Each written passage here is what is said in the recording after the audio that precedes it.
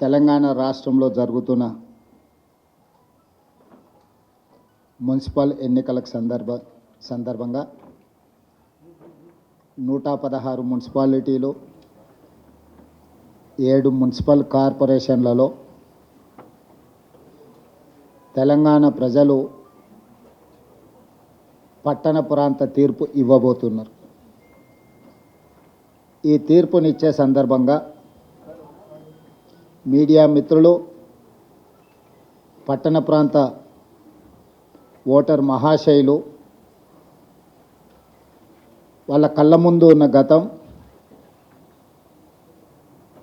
వాళ్ళ భవిష్యత్తును ఆలోచన చేసుకొని అంచనా వేసుకొని తీర్పునివ్వాల్సిందిగా ఓటర్లకు నేను విజ్ఞప్తి చేస్తున్నాను. ఈ సందర్భంగా ఈ ఎన్నికల బరిలో ప్రధానంగా త్రిముఖ పోటీ జరుగుతుంది. ఈ త్రిముఖ పోటీలో కేంద్రంలో అధికారంలో ఉన్న భారతీయ జనతా పార్టీ,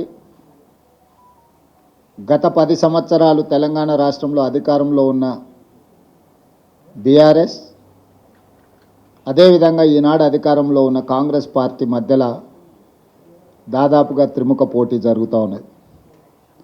అక్కడక్కడ మిగతా పార్టీలు ఉన్న ప్రధానంగా ఈ 3 రాజకీయ పార్టీల మధ్యలోనే ఈ ఎన్నికల వాతావరణం మోహరించి ఉన్నది. ఈ సందర్భంగా 3 సార్లు నరేంద్ర మోడీ గారు ప్రధానమంత్రిగా, 12 సంవత్సరాల నుంచి కేంద్ర ప్రభుత్వం చేసిన అభివృద్ధి కానీ, తెలంగాణ రాష్ట్రానికి సంక్షేమమైన అదనపు ప్రాజెక్టులు ఏమైనా మంజూరు చేసినరా ఈరోజు మనం మొట్టమొదట చర్చించుకుందాం. 2014 పార్లమెంట్ ఎన్నికల సందర్భంగా ఆనాటి గుజరాత్ ముఖ్యమంత్రి నరేంద్ర మోడీ గారు మహబూబ్నగర్ జిల్లా ఎన్నికల ప్రచారంలో పాలమూరు రంగారెడ్డి ఎత్తిపోతల ప్రాజెక్టును జాతీయ ప్రాజెక్టుగా చేసి అత్యంత వెనుకబడిన ప్రాంతం వలసల జిల్లా మహబూబ్నగర్ జిల్లాకు ప్రతి ఎకరాకు నీళ్ళు ఇస్తామని చెప్పి నరేంద్ర మోడీ గారు స్పష్టంగా వారే స్వయంగా హామీ ఇవ్వడం జరిగింది. 12 సంవత్సరాలు 3 సార్లు మోడీ గారు ప్రధానమంత్రి అయినా మొన్న పార్టీ జాతీయ అధ్యక్షుడు మహబూబ్నగర్ జిల్లాకు వచ్చినప్పుడు మా నాయకుడు ప్రధానమంత్రి నరేంద్ర మోడీ గారు మీకు ఇచ్చిన హామీ ప్రకారము పాలమూరు రంగారెడ్డి ఎత్తిపోతల పథకాన్ని జాతీయ ప్రాజెక్టుగా చేస్తాము, కాబట్టి ఎన్నికల్లో మమ్మల్ని గెలిపించమని అడుగుతాడేమో అని నేను ఆశించిన. ఇచ్చిన హామీల గురించి ప్రస్తావించలేదు, కానీ మోడీ గారిని చూసి మాకు ఓటు వేయండి అని బీజేపీ జాతీయ అధ్యక్షుడు అడగడం జరిగింది. అదేవిధంగా మహారాష్ట్ర ముఖ్యమంత్రి ఫడ్నవీస్ గారు ఆదిలాబాద్ ప్రాంతంలో ప్రచారానికి వచ్చింది. ఎప్పటి నుండో కొన్ని దశాబ్దాలుగా ప్రాణహిత చేవెళ్ల ప్రాజెక్టుకు సంబంధించి తుమ్మిడిహెట్టి దగ్గర 152 మీటర్ల ఎత్తున ప్రాజెక్టు నిర్మించడం ద్వారా ఉమ్మడి ఆదిలాబాదు జిల్లాతో పాటు ఉమ్మడి రంగారెడ్డి జిల్లా వరకు గోదావరి నదీ జలాలను తరలించడానికి అవకాశం ఉంది. మహారాష్ట్రకు సంబంధించిన కొంత భూమి ముంపుకు గురవుతున్నది, కాబట్టి మేము పెద్ద మనసు చేసుకొని తెలంగాణ రాష్ట్రానికి సహకరిస్తాము. చాలా కాలంగా వాయిదా పడుతున్న ప్రాణహిత చేవెళ్ల ప్రాజెక్టును మీరు నిర్మించుకోండి, 152 మీటర్ల ఎత్తుతో మీరు నిర్మించుకుంటే మీ తెలంగాణ రాష్ట్రానికి ప్రయోజనం ఉంటుంది. మరీ ముఖ్యంగా ఆయన ప్రచారానికి వచ్చిన ఆదిలాబాదు జిల్లాకు 2,60,000 ఎకరాల సాగునీరు తాగునీరు అందించడానికి ఉపయోగపడుతుంది. కాబట్టి మహారాష్ట్ర ప్రభుత్వం మీకు సంపూర్ణంగా సహకరించి ప్రాణహిత చేవెళ్ల ప్రాజెక్టును పూర్తి చేయడానికి మేము ముందుంటాము. కాబట్టి మా మోడీ గారిని, మా బీజేపీని చూసి ఓటు వేయండి అని ఫడ్నవీస్ గారు ఏమైనా మాట ఇస్తారేమో అని చూసిన. ఆయన ఇవ్వకపోను. గతంలో కొన్ని ప్రాజెక్టుల విషయంలో మహారాష్ట్ర భూమి ఇస్తే ఆ భూమికి నష్టపరిహారం కూడా ఇవ్వలేదు తెలంగాణ ప్రభుత్వం. తెలంగాణ ప్రజలు మమ్మల్ని మోసం చేసిండ్రు అని చెప్పి ఫడ్నవీస్ గారు మమ్మల్ని అవమానించే విధంగా మాట్లాడి మనల్ని అవమానించి ఆ తర్వాత మాకు ఓటు వేయండి అని ఫడ్నవీస్ గారు అడగడం జరిగింది. అదేవిధంగా రెండోసారి బాధ్యత వహించిన కేంద్ర మంత్రిగా ఉన్న కిషన్ రెడ్డి గారు, రెండోసారి పార్లమెంట్ సభ్యుడిగా కేంద్ర మంత్రిగా పనిచేస్తున్న బండి సంజయ్ గారు గ్రేటర్ హైదరాబాద్ ఎన్నికల సందర్భంగా ఆనాడు వరదలలో హైదరాబాద్ మునిగి ఈ ప్రాంతంలో కార్లు, ఆటోలు, సైకిల్ మోటార్లు, పేదవాళ్ళ ఇళ్లల్లో ఉండే టీవీలు, ఫ్రిడ్జులు, నిత్యావసర వస్తువులన్నీ కూడా ఆనాడు నీట మునిగినాయి.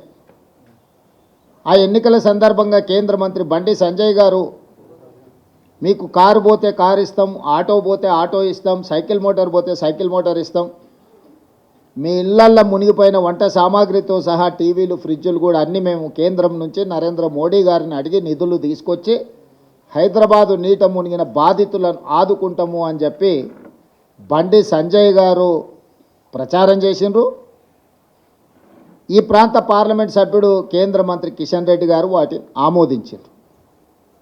ఈనాటి వరకు వీటి ఊసే ఎత్తలేదు. ఆనాడు ముంపుకు కారణమైన మూసీ ప్రక్షాళన కోసం వాళ్ళ ఎన్నికల మేనిఫెస్టోలో 10,000 కోట్ల రూపాయలు కేంద్ర ప్రభుత్వం నుంచి తెచ్చి మూసీని పునరుద్ధరిస్తాం, మూసీని ప్రక్షాళన చేస్తామనే హామీ కూడా గ్రేటర్ హైదరాబాద్ మున్సిపల్ ఎన్నికల సందర్భంగా భారతీయ జనతా పార్టీ ఇక్కడి ఓటర్లకు మాట ఇవ్వడం జరిగింది. ఆ మాట నమ్మి దాదాపుగా 150 కార్పొరేటర్లు హైదరాబాద్లో ఉంటే భారతీయ జనతా పార్టీకి దాదాపుగా 50 మంది కార్పొరేటర్లను 1/3 ఓటర్లు భారతీయ జనతా పార్టీకి ఓటు వేయడం జరిగింది.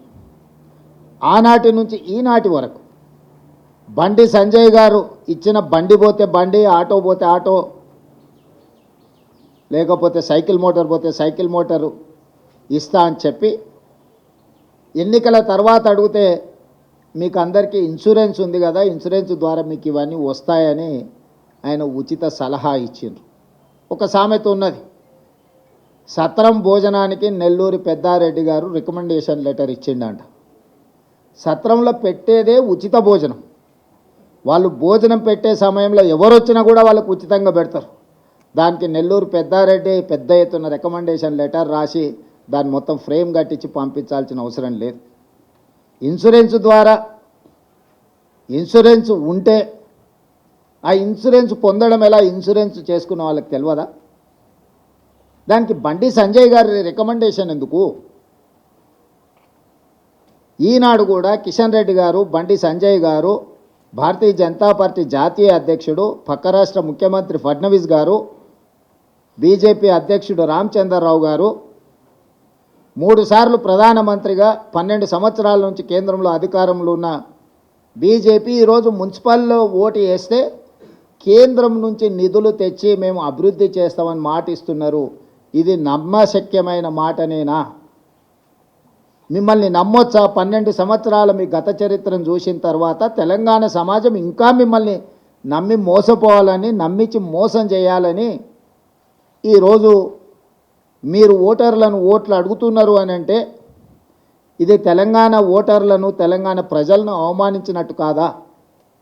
అదేవిధంగా పదే సందర్భం వచ్చినప్పుడు మేము ఇన్ని లక్షల కోట్లు, అన్ని లక్షల కోట్లు తెలంగాణ రాష్ట్రానికి ఇచ్చినాము, ఇవన్నీ నిధులు తెచ్చినామని చెప్పి కేంద్రం నుంచి మంత్రులు ప్రహ్లాద్ జోషి గారు వచ్చి మన 20 లక్షల కోట్లు మీకు ఇచ్చినామనేదో ప్రకటన చేసి, ఇంకొక మంత్రి వచ్చి 6-7 లక్షలు అన్నారు. ఏ మంత్రి వచ్చినా లక్షల కోట్ల రూపాయల ముచ్చటనే చెప్తున్నారు.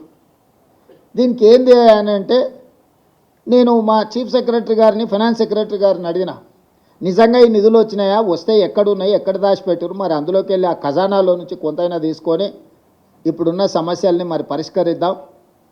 ముఖ్యంగా మున్సిపాలిటీలలో ఎక్కడికక్కడ సమస్యలు పేరుకుపోయినాయి.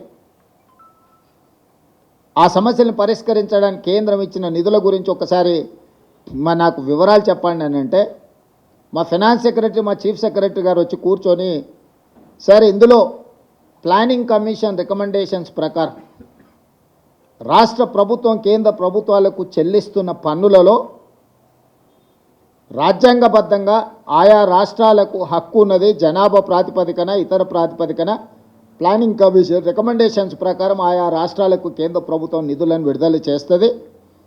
తెలంగాణ రాష్ట్రం నుంచి కేంద్రానికి మనం చెల్లించే ప్రతి రూపాయికి 42 పైసలు తిరిగి మనకు కేంద్రం ఆ నిధులను వెనక్కి పంపుతుంది అని చెప్పారు. నేను అడిగిన మరి ఇతర రాష్ట్రాల పరిస్థితి ఏంది?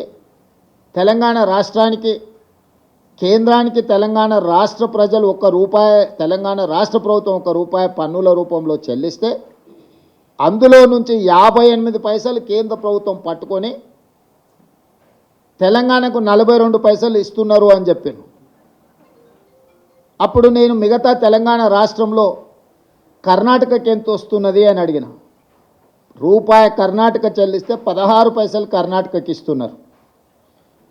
తమిళనాడుకి ఎంత ఇస్తున్నారు అని అంటే ₹1 చెల్లిస్తే తమిళనాడుకి 26 పైసలు ఇస్తున్నారు. తెలంగాణకు 42 పైసలు ఇస్తున్నారు. కేరళకు 49 పైసలు ఇస్తున్నారు. దక్షిణాది రాష్ట్రాలైన కర్ణాటకకి ₹1 కేంద్రానికి పన్ను చెల్లిస్తే 16 పైసలు తిరిగి మనకు పథకాల రూపంలో వస్తున్నాయి. తమిళనాడు ₹1 చెల్లిస్తే తమిళనాడుకు 26 పైసలు వస్తున్నాయి. తెలంగాణ రాష్ట్రానికి 42 పైసలు వస్తున్నాయి ₹1కి. కేరళ రాష్ట్రానికి 49 పైసలు వస్తున్నాయని చెప్పి దక్షిణాది రాష్ట్రాలకు సంబంధించి ఈ రకమైన వివక్ష ప్లానింగ్ కమిషన్ అంచనాలు లెక్కలు వేయడంలోనే లోపభూయిష్టంగా ఉండి దక్షిణాది రాష్ట్రాలకు భారతీయ జనతా పార్టీ తీరని అన్యాయం చేస్తుంది. మనకు రావాల్సిన నిధులు మన వాటా సక్రమంగా దక్కడం లేదు అని చెప్పి అధికారిక లెక్కలు చెప్పారు. సరే మంచిది, మరి ఉత్తరాది రాష్ట్రాలు బీజేపీ అధికారంలో ఉన్న రాష్ట్రాల పరిస్థితి ఏంది అని అడిగినప్పుడు బీహార్ రాష్ట్రం ₹1 పన్ను చెల్లిస్తే బీహార్కు ₹6.06 కేంద్రం నిధులు విడుదల చేస్తుంది. మధ్యప్రదేశ్కి ₹1 మధ్యప్రదేశ్ ప్రజలు పన్ను చెల్లిస్తే ₹2.09 మధ్యప్రదేశ్కు కేంద్ర ప్రభుత్వం నిధులు కేటాయిస్తుంది. అదే పెద్ద రాష్ట్రమైన ఉత్తరప్రదేశ్ పరిస్థితి ఏంది అని అంటే ₹1 ఉత్తరప్రదేశ్ కేంద్రానికి చెల్లిస్తే ₹2.03 ఈరోజు ఉత్తరప్రదేశ్కి కేంద్రం నిధులు విడుదల చేస్తుంది. మరి ఇప్పుడు నేను కేంద్రం నుంచి వచ్చి కేంద్రం మీకు ఇన్ని లక్షల కోట్లు ఇస్తుంది అని చెప్పినప్పుడు నేను స్పష్టంగా బండి సంజయ్ గారిని, కిషన్ రెడ్డి గారిని, ఇతర రాష్ట్రాల నుంచి వచ్చిన వాళ్లకు ఎట్లాగూ మన పట్ల మన రాష్ట్రం పట్ల ప్రేమ లేదు, వాళ్ళు మన వాళ్ళు కాదు, వాళ్ళు మనకు నిధులు ఇవ్వరు, కేంద్ర మంత్రిగా పనిచేస్తున్న కిషన్ రెడ్డి గారిని, బండి సంజయ్ గారిని నేను అడుగుతున్నా, దక్షిణాది రాష్ట్రాలకు కర్ణాటక, తమిళనాడు, కేరళతో పాటు తెలంగాణకు తీరని అన్యాయం జరుగుతున్నప్పుడు మిగతా 3 రాష్ట్రాలను పక్కన పెట్టని తెలంగాణ రాష్ట్రం ₹1 చెల్లిస్తే 42 పైసలు మాత్రమే మనకు వస్తున్నప్పుడు ఏ రోజైనా మోడీ గారిని కానీ, కేంద్ర ప్రభుత్వాన్ని కానీ, ప్లానింగ్ కమిషన్ను కానీ, నీతి ఆయోగ్ను కానీ మా పట్ల వివక్ష ఉన్నది, మాకు రావాల్సిన నిధులు రావడం లేదు, ఇంకొక పక్కన బీహార్కు ₹6.06, మధ్యప్రదేశ్కు ₹2.09, ఉత్తరప్రదేశ్కు ₹2.03 మీరు అత్యధికంగా నిధులను తరలిస్తున్నారు. ఇది వివక్ష. ఈ వివక్షను సవరించండి, సరిదిద్దండి, తెలంగాణకు నిధులు ఇవ్వండి అని ఏ రోజైనా కిషన్ రెడ్డి గారు కానీ, బండి సంజయ్ గారు కానీ ఏమైనా మాట్లాడినరా? మన హక్కులు మనం చెల్లించిన దాంట్లో మనకు అదనంగా ఇవ్వకపోయినా మన రూపాయి మనకిచ్చిన మనకి ఎన్నో నిధులు రావాలి, వివక్షతోని మనకు అన్యాయం చేస్తుంటే అది దాచిపెట్టి, అది మూసిపెట్టి కేంద్రం నుంచి వస్తాదులను పిలిపించి తెలంగాణకేదో దయాదాక్షిణ్యము, దాన ధర్మాలు చేస్తున్నట్టుగా, తెలంగాణ ప్రజల ఆత్మ గౌరవాన్ని కించపరిచేటట్టుగా, తెలంగాణ ప్రజల యొక్క ఆత్మ గౌరవాన్ని ఢిల్లీలో మోడీ గారి దగ్గర తాకట్టు పెట్టినట్టుగా మీరు మాట్లాడడము మీ స్థాయికి, మీ హోదాకి, తెలంగాణ ప్రజలు మీకు ఇచ్చిన గౌరవానికి న్యాయమా? మీకు 8 పార్లమెంట్ సభ్యులు ఇస్తే మీరు తెలంగాణకు తీసుకొస్తున్నది ₹1 చెల్లిస్తే ఈరోజు 42 పైసలు. దీంట్లో ఇక్కడ కూడా నెల్లూరు పెద్దారెడ్డి రికమెండేషన్లు అవసరం లేదు. ప్లానింగ్ కమిషన్ క్యాలిక్యులేషన్స్ ప్రకారం, ఇతర రాజ్యాంగబద్ధంగా కల్పించిన హక్కు ప్రకారము ఒక ప్రాతిపదికన లెక్కలేసి డెవల్యూషన్ ఆటోమేటిక్గా రాష్ట్రాలకు పంపిస్తారు. దీంట్లో ఎవ్వరేం చేసేది లేదు. ఆటో మోడ్ ఆటోమేటిక్గా నీకు రావాల్సింది వస్తుంది. దీంట్లో ఎవరి ప్రయత్నం కానీ ఎవరి ఆలోచన కానీ దాన్ని ఏదైనా పెంచాలంటే ప్రయత్నం చేయాలి. కానీ ఈ ఆటో మోడ్లో డెవల్యూషన్ ప్రకారం మనకు రావాల్సింది మనకు వస్తుంది. ఇందులో ఎవరు చేసింది లేదు, ఎవరు తెచ్చింది లేదు. మరి కేంద్ర ప్రభుత్వం నుంచి ఎట్లా తెచ్చుకోవాలని మీరు అడగవచ్చు. ఎస్, ఇన్కమ్ ట్యాక్స్ కానీ క్యాపిటల్ గెయిన్స్ కానీ ఇతర రూపాలలో కేంద్ర ప్రభుత్వమే డైరెక్ట్గా పన్నులు వసూలు చేస్తుంది దేశం మొత్తం. అందులో హయ్యెస్ట్ క్యాపిటల్ గెయిన్స్లో కానీ ఇన్కమ్ ట్యాక్స్లో కానీ ఇతర రకరకాల పన్నుల రూపంలో తెలంగాణ రాష్ట్రం కూడా అత్యధికంగా, డెవలప్డ్ స్టేట్స్ అయిన దక్షిణాది రాష్ట్రాలే ఈ దేశంలో అత్యధికంగా పన్నులు చెల్లిస్తున్నారు. అది కేరళ, తమిళనాడు, తెలంగాణ, ఆంధ్రప్రదేశ్, కర్ణాటకనే దాదాపుగా ఈ దేశంలో వసూలు చేసే పన్నుల్లో 40% పైగా కేవలం ఈ 4 రాష్ట్రాల నుంచే ఈరోజు మనం చెల్లిస్తున్నాము. అవి సరాసరి కేంద్ర ప్రభుత్వం దగ్గరికి వెళ్తాయి. కేంద్ర ప్రభుత్వ ఖజానాలో ఈ నిధులన్నీ ఉంటాయి. ఈ ఖజానాను మన దగ్గర వసూలు చేసిన ఇతర పన్నులు కేంద్ర వాటాలు పెట్టి కేంద్రము జాతీయ ప్రాజెక్టులుగా లేకపోతే కొన్ని ప్రాజెక్టులను కేంద్ర ప్రభుత్వమే అడాప్ట్ చేసుకొని లేకపోతే స్పెషల్ ప్యాకేజెస్ ఇతర రాష్ట్రాలకు ఇస్తుంటారు. కొన్ని రాష్ట్రాలకు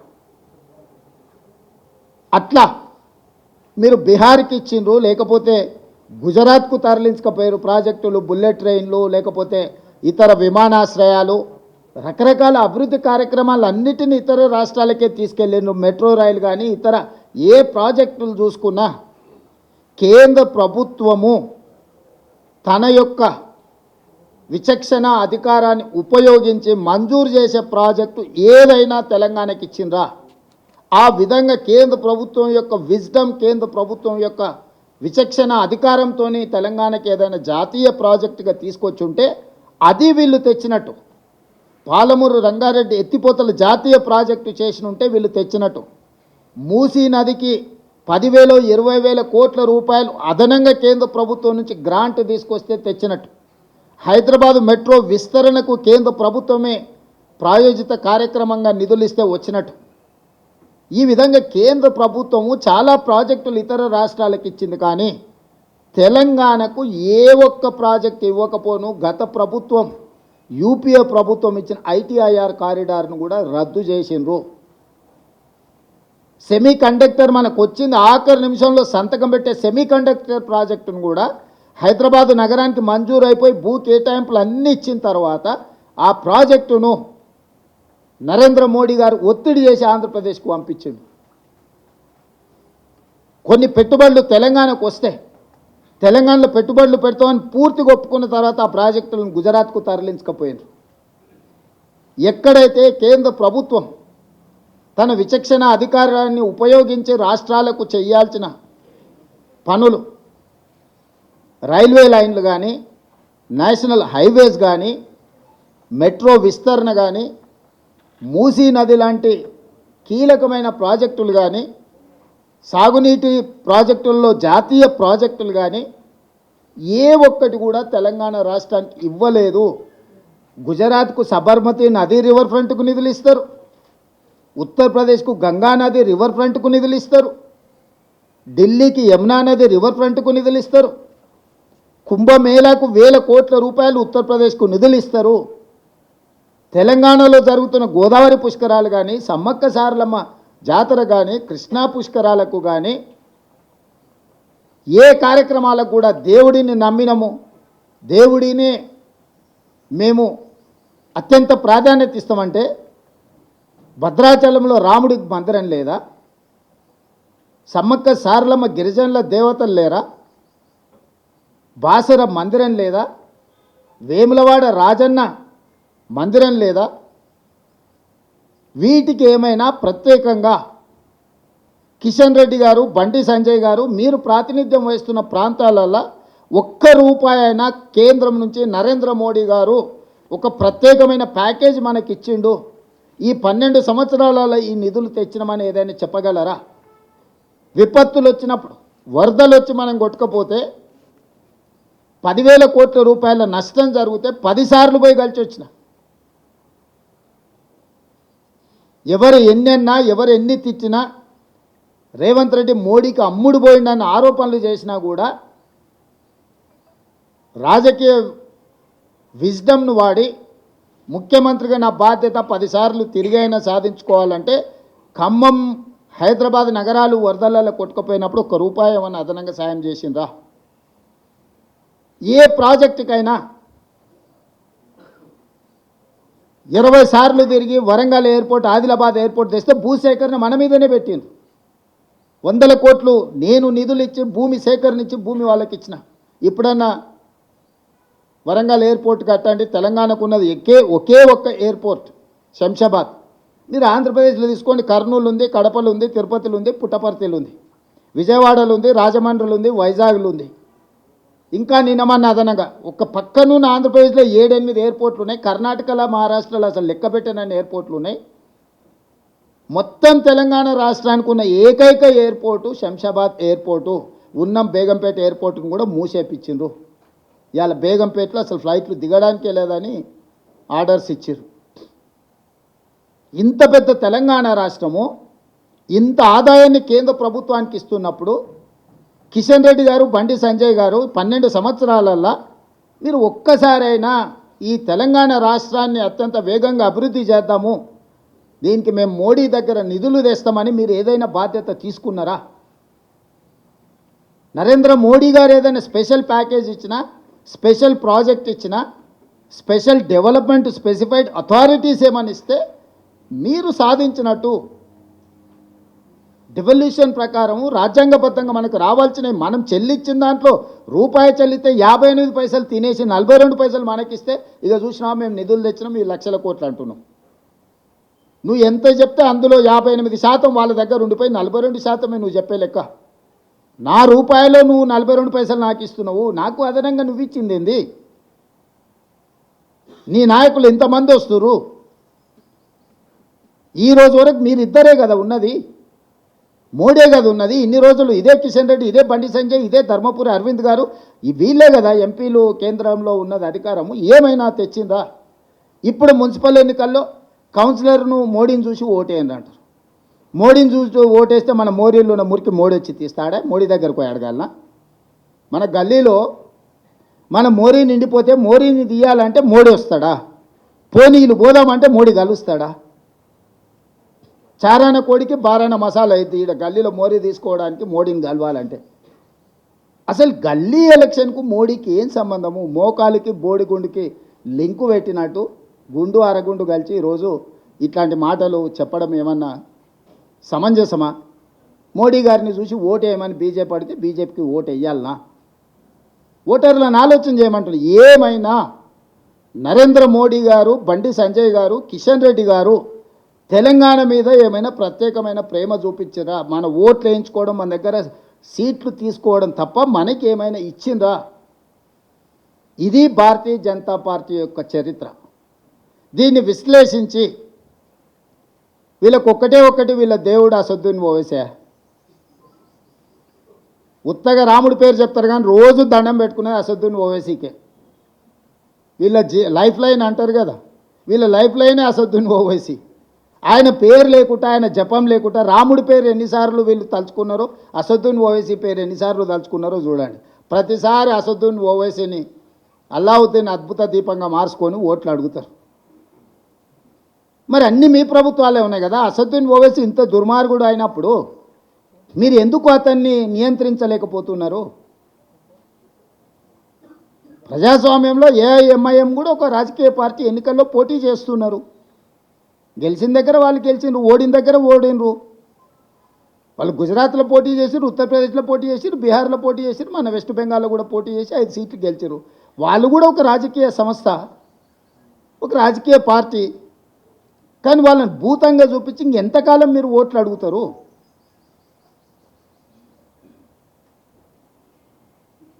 కాబట్టి కేవలం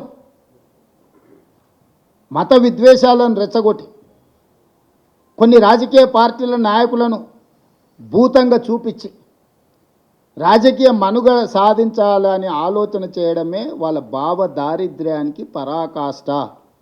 ఈ భావ దారిద్ర్యాన్ని చూసి బీజేపీకి ఓటు వేయాలన్న తెలంగాణ ప్రజలు మీరు ఆలోచన చెయ్యండి.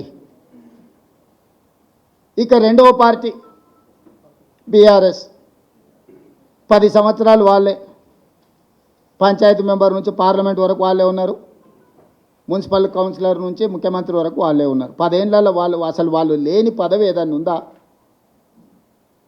వాళ్ళ పార్టీ, వాళ్ళ కుటుంబం వాళ్ళే కదా ఉన్నది. ముఖ్యమంత్రి కేసీఆర్, మున్సిపల్ శాఖ మంత్రి కేటీఆర్ గారు, వార్డు మెంబర్ నుంచి పంచాయతీ మెంబర్ నుంచి పార్లమెంట్ వరకు అందరూ. వాళ్ళ నుంచి గెలవకపోయినా అభివృద్ధి జరగాలంటే మా పార్టీలో చేరాలని ఉన్నోళ్ళందరినీ వాళ్ళే కలుపుకున్నారు. ఇప్పుడు 116 మున్సిపాలిటీలు, 7 మున్సిపల్ కార్పొరేషన్, నాకు తెలిసి 99% వాళ్ళ చేతుల్లో. ఎవ్వరు రెండో పార్టీ లేదు 2 సార్లు, ఇంక్లూడింగ్ గ్రేటర్ హైదరాబాద్. 10 సంవత్సరాలు మీరే ఉంటే మున్సిపాలిటీలో ఈరోజు సమస్యలు ఉన్నాయి, ఈ సమస్యలు పరిష్కరించడానికి మాకు ఓటేయండి అని అడుగుతారేంది? అసలు ఇది ఎక్కడి విచిత్రం? ఎక్కడి విచిత్రం ఇది? ఎప్పుడు మున్సిపల్లో లేమే, మొదటిసారి మేము ఓటు అడుగుతున్నాం. ఇంతకుముందు కౌన్సిలర్ కాదు, కార్పొరేటర్ కాదు, గ్రామాల సర్పంచ్ కాదు, ఏదీ లేము. మొత్తం మీరే ఉన్నారు. మంత్రులు మీరే, ఎంపీలు మీరే, ఎమ్మెల్యేలు మీరే, ఎమ్మెల్సీలు మీరే, మేయర్లు మీరే, చైర్మన్లు మీరే, సర్పంచులు మీరే, జిల్లా పరిషత్ మీరే. అసలు బీఆర్ఎస్ వాళ్ళు 10 సంవత్సరాలలో ఏ ఒక్క పదవులైనా ప్రతిపక్షాన్ని బ్రతకనిచ్చిండ్రా? పార్టీ ఫిరాయింపులకు అభివృద్ధి ముసుగుదోడికి ఉన్నోళ్ళందరినీ మీ పార్టీలనే చేరుకున్నారు. 100% మీ చేతుల్లోనే ఉన్నది, నిధులన్నీ మీ చేతుల్లోనే ఉన్నాయి, అధికారం అంతా మీదే ఉన్నది, పెత్తనం అంతా మీరే చెలాయించిండ్రు. ఇవాళ ఏ మున్సిపాలిటీల సమస్య ఉన్నా దానికి ప్రధానమైన కారణం బీఆర్ఎస్ కాదా? దానికి కేసీఆర్, కేటీఆర్, హరీష్ కాదా? ఎందుకంటే కీలమైన శాఖలన్నీ వీళ్ళ ముగ్గురు దగ్గరనే ఉన్నాయి కదా. మిగతా వాళ్ళందరూ వాళ్ళ చేతుల్లో కీలు బొమ్మలే కదా. వాళ్ళు కేవలం తోలుబొమ్మల ఆట ఆడిచ్చారు. మిగతా వాళ్ళని మంత్రుల రూపంలో ముఖ్యమంత్రి గారిని కలవడానికి పోతే కూడా గేటు బయట నుంచే మెడల్ బట్టి నెట్టేసారు హోంగార్డ్స్, మనం చూసినాం కదా. 10 సంవత్సరాలు మీరే ఉండి మున్సిపల్ అయితే నిన్నటి వరకు మీరే. ఇప్పుడు లేటెస్ట్ ఎలక్షన్ జరుగుతుంది, ఇప్పుడు మళ్ళీ మాకు ఓటేయండి అని బీఆర్ఎస్ అడుగుతుంది. అసలు అంటే ఏ మాత్రం కూడా మొహమాటం కానీ, అసలు సమాజం ఏమనుకుంటుంది మనం ఇంత బరితెగించి మాట్లాడడం వల్ల? ఇది ఏమైనా సమాజం ఆమోదిస్తుందా? అమరాన్ని ఎప్పుడో సామెత చెప్తుండే, బరితెగించిన కోడి అంట బజార్లోకి వచ్చి గుడ్డు పెట్టిందంట. గట్లున్నది బీఆర్ఎస్ వాళ్ళ వ్యవహారం. ఇద్దరు హరీష్ రావు గారు, కేటీఆర్ గారు ప్రతి మున్సిపాలిటీ తిరిగి మాకు ఓటేయండి అని అడిగితే బరితెగించిన కోడి బజార్లోకి వచ్చి గాడిద గుడ్డు పెట్టినట్టు ఉంది వీళ్ళు అడిగే విధానం, వీళ్ళు చెప్పే మాటలు. మీరు లేనిది ఏదైనా ఉంటే ఇప్పుడు మీకు కొత్తగా ఇస్తే మీరు ఏదైనా చేస్తారని అనుకోవచ్చు. 20 లక్షల కోట్ల రూపాయలు మీకు ఇస్తే పేదోళ్ళకి ఇండ్లు కట్టించిండ్రా? ఇండ్ల సంగతి చాలా దూరం, అసలు రేషన్ కార్డులన్నీ ఇచ్చిండ్రా? సన్న బియ్యం ఇవ్వాలని వెనకటి చెప్పిండు కేసీఆర్ గారు. ముఖ్యమంత్రి మనవాడు ఏదైతే బియ్యం తింటుండో పేదోళ్ళకి అదే సన్న బియ్యం తినిపిస్తామని ఇచ్చిండా? మీరు జర్నలిస్టులు, మీరు కూడా ఉన్నారు కదా ప్రజాక్షేత్రంలో, మీ గుర్తింపు కార్డు, మీ ప్లాట్ల గురించి ఇట్లా చెప్పుకుంటూ పోతే ఒక్కొక్క వర్గానికి, ఏ ఒక్క వర్గానికన్నా ఉద్యోగాలు ఇచ్చిండ్రా, రేషన్ కార్డులు ఇచ్చిండ్రా, సన్నబియ్యం ఇచ్చిండ్రా? అసలు ఏది వీళ్ళు అమలు చేసింది? పట్టణ ప్రాంతాలలో మోరీలు అన్నది ఇచ్చిండ్రా? వరదలు వచ్చి కొట్టుకపోతే కనీసం పలకరియనైనా పలకరిచ్చిరా? ఏమీ చేయకుండా ఇప్పుడు మళ్ళొచ్చి మాకు ఓటేయండి, మేము ఇరగదీస్తాం, పగలదీస్తామని అంటున్నారు. జెర్సేపటికి ఏంటన్నా ఒకరో ఇద్దరు గెలిచారు అనుకో. ఇప్పుడు కేసీఆర్ గెలిచిండు, ప్రతిపక్ష నాయకుడు అయ్యండి, ఎప్పుడైనా సభకు వచ్చిండా? నాయకుడే ఎట్లుంటే కిందోళ్ళు ఎట్లుంటారు? రేపు వీళ్ళు వస్తారా మున్సిపాలిటీకి? ఆవు చేనులో మేస్తే దూడేమన్నా గట్టు మీద మేస్తే అది కూడా గంటకే పోయి మేస్తుంది. 25 నెలలో 26 నెలలు అయింది, జీతభత్యాలు తీసుకుంటుండు, ప్రతిపక్ష హోదా తీసుకున్నాడు, క్యాబినెట్ ర్యాంక్ పవర్ ఎంజాయ్ చేస్తున్నాడు, ప్రభుత్వం నుంచి అన్ని వసతులు పొందుతున్నాడు. ఒక్కసారి కూడా సభకు రాలే. ఒక్క సమస్య మీద చంద్రశేఖరరావు గారు ప్రతిపక్ష నాయకుడిగా పని చెయ్యలేదు. ఇది మీ కళ్ళ ఎదుటనే జరుగుతున్న విషయం కదా. మిగతా వాళ్ళు వచ్చినా కూడా సభను ఎట్లా నడవకుండా అడ్డుకోవాలనే ప్రయత్నం చేస్తుంది తప్ప సభలో ఏమైనా విషయాలు ప్రస్తావించారా? ఇన్నిసార్లు శాసనసభ జరిగితే రేపు మున్సిపాలిటీలో అప్పితప్పి ఆడొగరు ఈడొగరు ఎవరైనా కౌన్సిలర్లో కార్పొరేటర్లో గెలిస్తే వీళ్ళు ఆ మున్సిపాలిటీలలో జరిగే అభివృద్ధికి వీళ్ళు సహకరిస్తారా? బీఆర్ఎస్కి అసలు అర్హత ఉన్నదా ఓటు అడగడానికి? 23లో అధికారం పోయి 24 పార్లమెంటులో గుండుసున్న వచ్చి 25లో సర్పంచ్ ఎన్నికలలో చావు తప్పి కన్నులొట్టబోయి ఈ పరిస్థితిలో అహంకారం, విషము, విద్వేషపూరితమైన ప్రసంగాలు, రెచ్చగొట్టే మాటలు స్థాయికి మరిచి చూస్తుంటే మా ఈగల్ టీంకు చెప్పాల్సి వచ్చేటట్టుంది. నార్కోటిక్ ఎనాలిసిస్ ఏదన్నా గంజాయి కానీ కొకేన్ కానీ హెరాయిన్ కానీ ఏమైనా కొట్టి మాట్లాడుతున్నారా వీళ్ళ మాటలు చూస్తుంటే అని. ఎందుకంటే హోష్లో లేకుండా ఉన్నోడు అట్లాంటి మాటలు మాట్లాడతాడు. హోష్లో ఉన్నోడు, ఈ సమాజం పట్ల బాధ్యత ఉన్నోడు, పెద్ద పెద్ద చదువులు చదువుకున్నా అనుకునేటోడు మాట్లాడే మాటలేనా? ఇలాంటి వాళ్ళకి ఈరోజు ఓటేయమని అడిగితే వాళ్ళు అడుగుతారు. ఎందుకంటే వాళ్ళకి దోపిడీ అలవాటు పడ్డది. ఏ రూపాయి కూడా ఇసుక వదలే, గాలి వదలే, నీరు వదలే, ఇండ్లు వదలే, ఏది వదలే. లాస్ట్కు భార్యాభర్తలు మాట్లాడుకునే టెలిఫోన్ సంభాషణలు కూడా వదలలే వాళ్ళ పైశాచిక ఆనందానికి. ఇదొక మానసిక రోగం, జబ్బు. ఇప్పుడు వీళ్ళు వచ్చి ప్రతిపక్షాలను, జడ్జులను, జర్నలిస్టులను, సినిమా తారాల్ని, భార్యాభర్తల్ని ఎవరిని వదలలే వీళ్ళ పైశాచిక ఆనందంగాని. ఒక మానసిక రోగంతో, ఒక ఉన్మాదంతో టెలిఫోన్ ట్యాపింగ్ని అడ్డం పెట్టుకొని వ్యాపారస్తుల ఫోన్లు ట్యాపింగ్ చేసి వాళ్ళని బెదిరించి 100 కోట్ల రూపాయల ఎలక్టోరల్ బాండ్స్, 100 ఎకరాల భూములు రాయించుకున్నారని విచారణల విస్తుపోయే విషయాలు బయటకు వచ్చినాయి.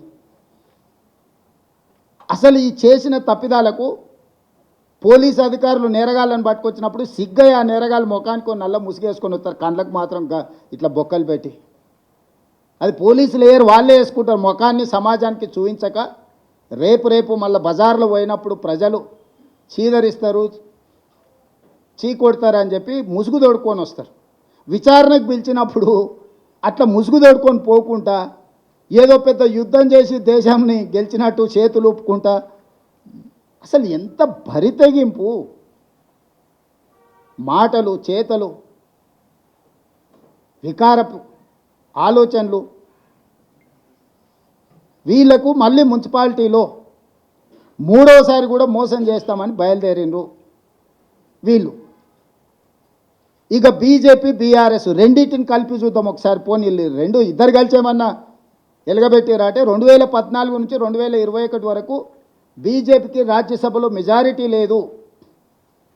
ఏ బిల్లు వచ్చినా రాజ్యసభలో ఓటు వస్తే జోగిన్పల్లి సంతోష్రావు గారు స్పెషల్ ఫ్లైట్లో పోయి రైతు వ్యతిరేక నల్ల చట్టాలు తీసుకొచ్చినప్పుడు ఓటేసింది. ప్రతి నిమిషం రాజ్యసభలో పహారా ఏసీ బీజేపీని కాపాడారు. వీళ్ళిద్దరూ దాదాపుగా 2022 వరకు పూర్తిగా మమేకమైపోయి, మనం సినిమాలలో చూస్తుంటాం, పున్నమినాగ సినిమాలు, నాగుపాము పెంజరలు అన్నీ అల్లిబిల్లు వేసుకొని నాగిన్ డ్యాన్స్ చేస్తుంటాయి. ఆ లెవెల్లో బీజేపీ, బీఆర్ఎస్ వాళ్ళు అసలు విడదీయరానంత ఎవరన్నా ఆ విషయాన్ని చూసినా ప్రస్తావించిన బుస కొట్టేది. అసలు మా అనుబంధం మీద మీకెందుకు ఇంత అని. ఏ విషయంలో రైతు వ్యతిరేక నల్ల చట్టాలు తెచ్చినప్పుడు కానీ, నోట్ల రద్దు చేసినప్పుడు అసెంబ్లీ పెట్టి అభినందించాడు, జీఎస్టీ తెచ్చినప్పుడు ఆదివారం పూట అభినందించాడు. ఏ చట్టం నరేంద్ర మోడీ గారు తీసుకొచ్చిన ప్రజలకు వ్యతిరేకంగా నోట్ల రద్దునైతే అద్భుతమైన అసెంబ్లీలోనే వారు కీర్తించారు. జీఎస్టీ చట్టం, రైతు వ్యతిరేక నల్ల చట్టాలు, 3 తలాక్, 370 ఆర్టికల్ రద్దు, ఇట్లా ఏది చూసినా రాజ్యసభలో 100% బీఆర్ఎస్ వాళ్ళు బీజేపీకి, మోడీ గారికి అనుకూలంగా.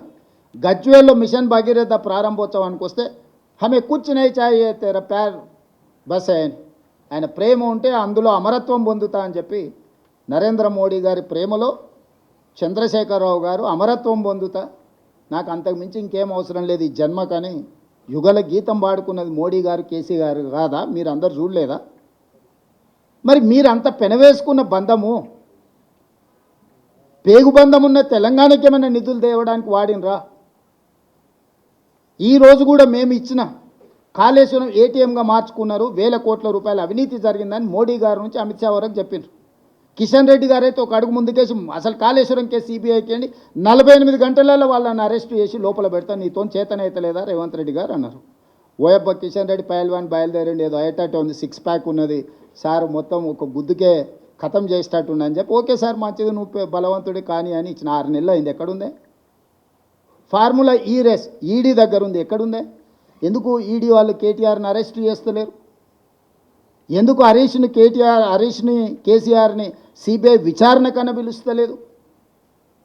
అంటే ఇన్నాళ్ళు మీరు సహకరించిన సహకారానికి తిరిగి వాళ్ళు ఇది క్విట్ ప్రోకో కాదా? మీ ఒప్పందం అనుబంధం ఒక్కటి కాదా? వీళ్ళ అనుబంధం ఏ రకంగా ఉందో ప్రజలు గమనిస్తలేరా? వీళ్ళు గమనించడం లేదని వీళ్ళు అనుకుంటే, పిల్లి కళ్ళు మూసుకొని పాలు తాగితే పిల్లి అనుకుంటుండొచ్చు పిల్లి ఎవరిని చూస్తలేదు, కానీ పిల్లిని ఎవరు చూస్తలేరు అనుకుంటే ఎట్లా కుదురుద్ది? ఈరోజు బీజేపీ బీఆర్ఎస్ అనుబంధం కూడా ఇలాంటిదే. కాబట్టి బీఆర్ఎస్ ఓటు అడిగే అర్హతనే లేదు, నైతికత సంగతి చాలా దూరం, అసలు ఓటు అడిగే అర్హతనే లేదు. బీఆర్ఎస్ పార్టీని యాసిడ్ పోసి కడగాలి, మొక్క కూడా మొలవనియొద్దు. ఈ రోజున్న మొత్తం దరిద్రానికి బీఆర్ఎస్ఏ కారణము. మొక్క కూడా మళ్ళీ మొలకెత్తొద్దంటే యాసిడ్ పోస్తారు. యాసిడ్ పోసి కడుగుతే కానీ ఈ రాష్ట్రానికి మున్సిపాలిటీలకు పట్టిన ఈ దుర్భరమైన పరిస్థితి నుంచి తెలంగాణ సమాజం బయటపడదు. ఇక మీరు నన్ను అడగొచ్చు, మరి మీ సంగతి ఏంటి సార్, మరి మీరు కూడా 2 ఏళ్ళు అయింది కదా? 2 ఏళ్ళలో 10 ఏళ్ళు ఒక ఆయన చేసిండు, 12 ఏళ్ళు ఒక ఆయన చేసిండు, నేను 2 సంవత్సరాలు చేసిన. 12 బీజేపీ, 10 సంవత్సరాలు కేసీఆర్ గారు, 2 సంవత్సరాలు కాంగ్రెస్ పార్టీ. 2 సంవత్సరాలలో అధికారంలోకి వచ్చిన మొదటి రోజే 3 విడతలుగా ప్రభుత్వ ఉద్యోగులకు జీతాలు ఇచ్చేది. జీతం ఎప్పుడు వస్తుందో తెలియని పరిస్థితి తెలంగాణ రాష్ట్రంలో ఉండే. ఆ రోజు నుంచి ఈ రోజు వరకు ప్రతి ప్రభుత్వ ఉద్యోగికి మొదటి తారీఖు నాడు జీతం ఇస్తున్నాం. ఆ మధ్యకాలంలో వాట్సాప్లలో పెట్టుకురు, భార్యలు నమ్మడం లేదు, మొదటి తారీఖు నాడు మా జీతం పడదంటే మా సతీమణులు కూడా మమ్మల్ని నమ్మతలేరు, కావాలంటే చూడండి అని వాట్సాప్లలో వాళ్ళ కుటుంబ సభ్యుల సంతోషాన్ని. మొదటి తారీఖు నుంచి మేము వచ్చినప్పటి నుంచి ప్రభుత్వం కోసమే, తెలంగాణ రాష్ట్ర పునర్నిర్మాణం కోసం పనిచేస్తున్న ప్రభుత్వ ఉద్యోగస్తులకు మొదటి తారీఖు నుంచి జీతం మేము ఇచ్చిన వాట వాస్తవం కాదా? 5 లక్షల రూపాయల ఆరోగ్యశ్రీని ఆనాడు అరాకొరగా ఇస్తే దాన్ని 10 లక్షల రూపాయలకు పెంచి ఈరోజు అమలు చేస్తున్నది నిజం కాదా? ఆడబిడ్డలకు ఆర్టీసీలో ఉచిత ప్రయాణం అంటే ఆనాటి నుంచి ఈనాటి వరకు డిసెంబర్ 7 నాడు మేము అధికారం 23 నాడు చేపడితే డిసెంబర్ 9, 20, 23 నాడు బస్సు ప్రయాణం మొదలు పెడితే ఈ రోజు వరకు ఏ ఒక్క ఆడబిడ్డ కూడా అనా పైసా బస్సులో చెల్లించలే. ఆర్టీసీ నష్టాలలో ఉండి కార్మికులు ఆత్మహత్యలు చేసుకుంటుంటే ఈ 2 సంవత్సరాలల్లో రాష్ట్ర ప్రభుత్వం 9,000 కోట్ల రూపాయలు ఆర్టీసీకి చెల్లించి ఈరోజు లాభాల బాటలో ఆర్టీసీ కార్పొరేషన్ని కాపాడినము. 50,000 ఆర్టీసీ కార్మికులు ఈరోజు నిద్రపోగలుగుతున్నారు, కుటుంబ సభ్యులతో కనీసం గడపగలుగుతున్నారు. 10 ఏళ్ళు రేషన్ కార్డు ఇవ్వలే. రేషన్ కార్డు ఏంది, దాని గుర్తింపు విలువైందా? చంద్రశేఖరరావు గారు రేషన్ కార్డు ఇద్దామన్న ఆలోచన కూడా చేయలేదు. మేము వచ్చినాక లక్షలాది రేషన్ కార్డులు ఇచ్చి ఆనాడు దొడ్డు బియ్యం పెడితే బర్రెలకు దాన పెట్టేది. 3,17,00,000 మందికి ఈరోజు తెలంగాణ రాష్ట్రంలో 3,78,00,000 జనాభా ఉంటే అందులో 3,17,00,000 మందికి ఈరోజు సన్న బియ్యము 6 కిలోలు ప్రతి వాడికి ఈరోజు ఆకలి తీరుస్తుంది మా ప్రభుత్వము. 500 రూపాయలకు సిలిండర్ ఇచ్చినము. ఆడబిడ్డలకు రాష్ట్రంలో ఉచిత బస్సు ప్రయాణానికి 9,000 కోట్ల రూపాయలు చెల్లించినము. వ్యవసాయానికి 1,15,000 కోట్ల రూపాయలు ఖర్చు పెట్టినాము. 25,35,000 మంది రైతులకు 21,000 కోట్ల రూపాయలు 2 లక్షల ప్రకారం రైతు రుణమాఫీ చేసినాము.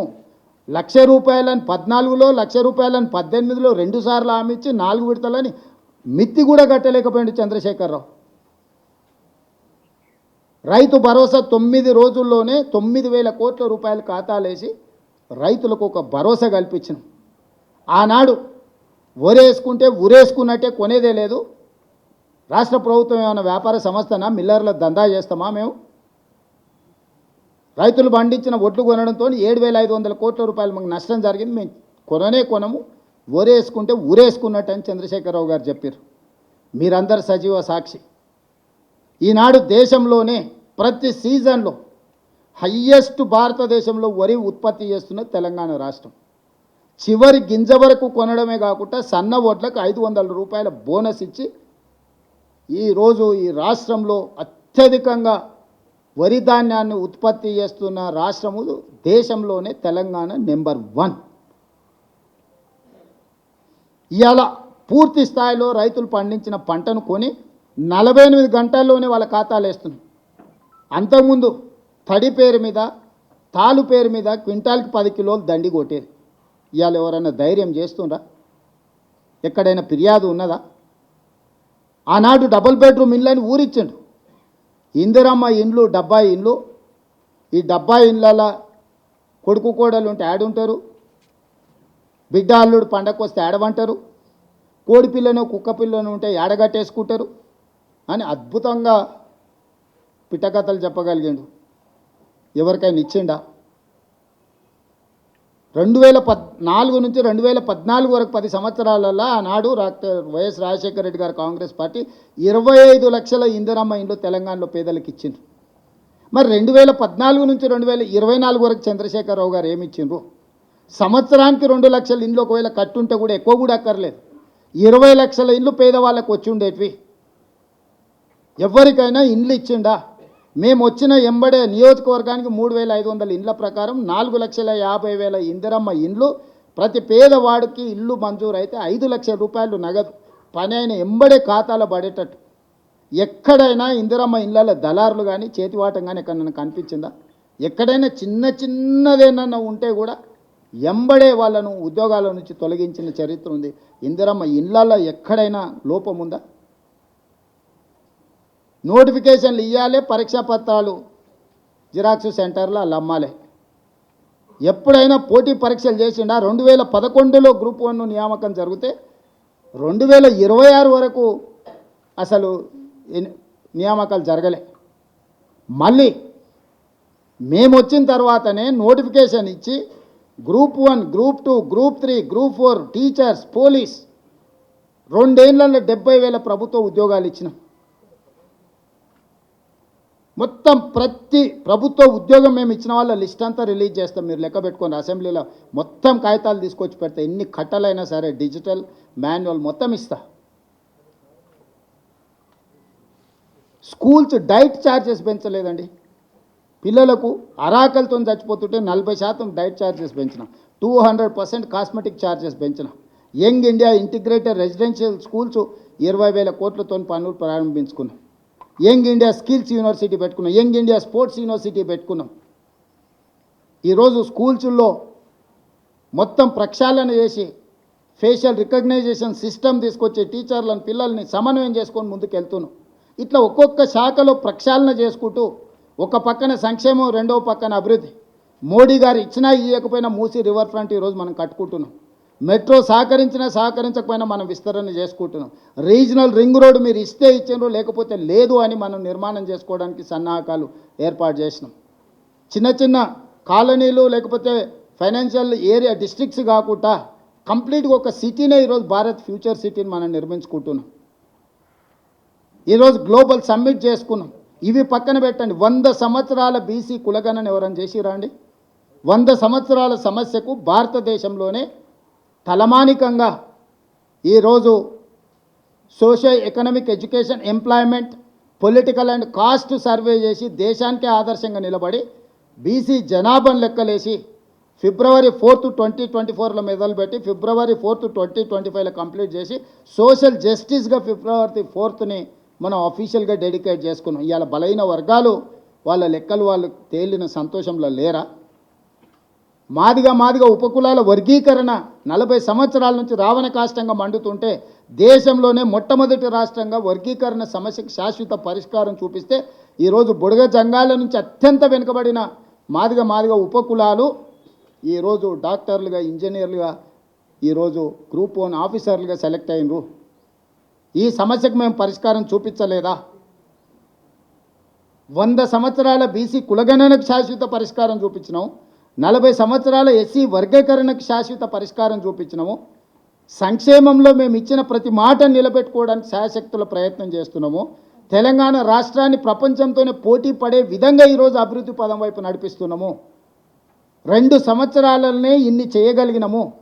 12 ఏళ్ళు లేలినోడు మమ్మల్నే తిడతాడు, 10 సంవత్సరాలు దోసుకున్నోడు మమ్మల్నే తిడతాడు. మమ్మల్ని కాదని వాళ్ళకు ఓటేయమంటారు. అందుకే ఓటర్లకు నేను స్పష్టంగా విజ్ఞప్తి చేస్తున్నా. 12 సంవత్సరాల మోడీ గారి పరిపాలన, 10 సంవత్సరాల చంద్రశేఖరరావు గారి దోపిడీని, 2 సంవత్సరాల మా సంక్షేమాన్ని, అభివృద్ధిని బేరీజు వేసుకొని మీరు తీర్పు ఇవ్వండి. ఈరోజు రాష్ట్రంలో అధికారంలో ఉన్నది ప్రజాపాలన. ఈరోజు మేము నిధులు ఇవ్వాలన్నా, గల్లీలలో అభివృద్ధి జరగాలన్నా, సంక్షేమాన్ని గల్లీలకు చేర్చాలన్నా అక్కడ మట్టికెళ్ళిన ఇంటివాడే వెళ్ళాలన్నట్టు అక్కడ మనవాడే ఉండాలి. సమన్వయం చేసుకొని నేను ఎందుకు చెప్తున్నట్టే, శాసనసభలో చంద్రశేఖరరావు గారు ప్రధాన ప్రతిపక్ష నాయకుడిగా తన బాధ్యతను తను నెరవేర్చినుంటే ఆ పార్టీ ప్రతిపక్షంలో కూడా ప్రజల పక్షాన మాట్లాడుతుంది, ప్రజల పక్షాన కొట్లాడుతుంది. కాబట్టి కొంతమంది గెలవనియండి అని అనేవాడిని. వాళ్ళు విధ్వంసం చేయడమే, అడ్డుకోవడమే, ఎక్కడికక్కడ అభివృద్ధిని నియంత్రించడమే కార్యక్రమంగా పెట్టుకొని గ్రూప్ 1లో కోర్టులో పిటిషన్లు వేస్తే హైకోర్టు చెంప చెల్లుమనిపించింది. బీసీలకు స్థానిక సంస్థలలో 42% రిజర్వేషన్లు ఇస్తే కోర్టులో పిటిషన్ వేసి కొట్టేపించారు. ఇప్పుడు బీఆర్ఎస్ వాళ్ళు ఆ పిటిషనర్కి వాళ్ళ టికెట్ ఇచ్చిండ్రు. రంగు బయటపడ్డది కదా, ఎవరు అడ్డుకున్నారో. మన సర్పంచ్ల 49.83% బీసీలకు మేము సర్పంచ్లు ఇచ్చినాం. ఇవాళ కౌన్సిలర్లు, కార్పొరేటర్లు 61% ఇచ్చినాం. పార్టీ పరంగా ఇచ్చినాం. చట్టంలో అవకాశం లేకపోతే స్వీయ నియంత్రణ పెట్టుకొని పార్టీ కమిట్మెంట్తో ఈరోజు 61% కౌన్సిలర్లు, కార్పొరేటర్లు బీసీలకు ఇచ్చినాం. ఇది మా కన్విక్షన్, ఇది మా కమిట్మెంట్, ఇది మా అప్రోచ్. కాబట్టి 3 పార్టీలను సంపూర్ణంగా విశ్లేషించండి. ఒకే ఒక్క రోజు, రేపు మిగిలింది 10 తారీఖు. 24 గంటల్లో మీ భవిష్యత్తు నిర్ణయం జరగబోతుంది.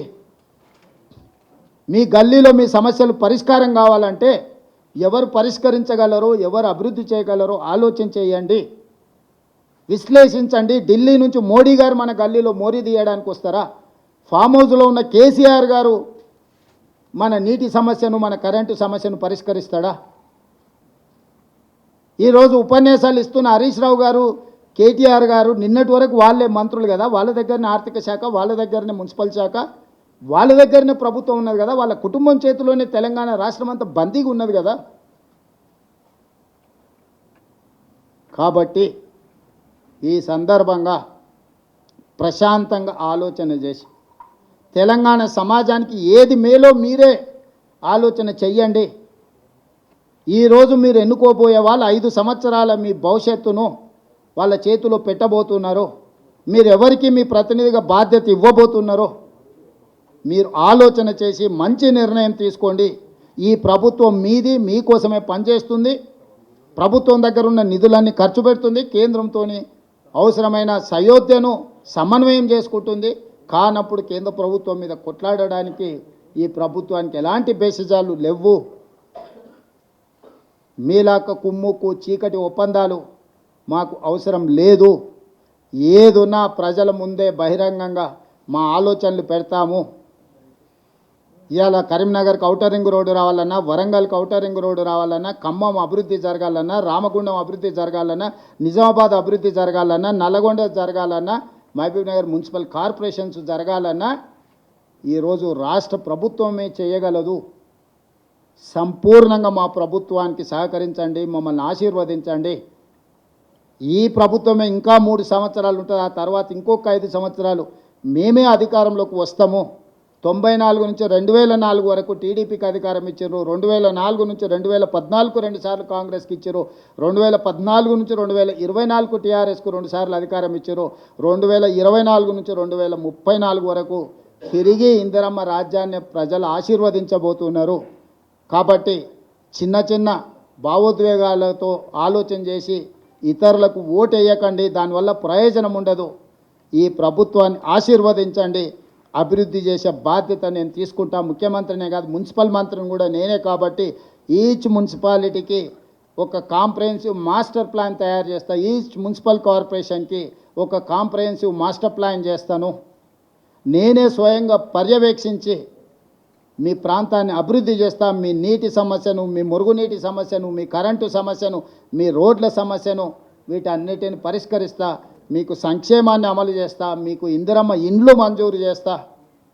ఇవన్నీ చేసే బాధ్యత నేనే తీసుకుంటా. ముఖ్యమంత్రిగా, మున్సిపల్ మంత్రిగా తెలంగాణ ప్రజల్ని నిండు మనసుతో ఆశీర్వదించాల్సిందిగా కోరుకుంటూ మీ అందరి దగ్గర సెలవు తీసుకుంటున్నా. ఉన్నట్టే ఉన్నది సూరజ్, నువ్వేం టెన్షన్ తీసుకోకు. ఈ దేశానికి ప్రధానమంత్రి బడాబాయ్, ప్రతి ముఖ్యమంత్రి ఆయనకు చోటాబాయ్. మీరే లే మనం ప్రోటోకాల్స్. నువ్వు జర్నలిస్ట్వి, నిన్ను ఏడగల్పించినా పలకరిస్తా. ఎందుకు పలకరియను? నువ్వు టీ న్యూస్ ప్రతినిధి అయినా నీ ఫేస్లో కేసీఆర్ను చూడను కదా, జర్నలిస్టునే చూస్తా కదా. సేమ్ ప్రధానమంత్రి కూడా, మోడీ గారు ప్రధానమంత్రి కాబట్టి అతను బడాబాయ్ అందరు ముఖ్యమంత్రులకు. బిగ్ బ్రదర్ అంటారు ఇంగ్లీష్లో. ఇక నాకు వచ్చిన భాషలో హిందీలో చెప్పిన, మీ సార్ అంతా ఇంగ్లీష్ నాకు రాదు.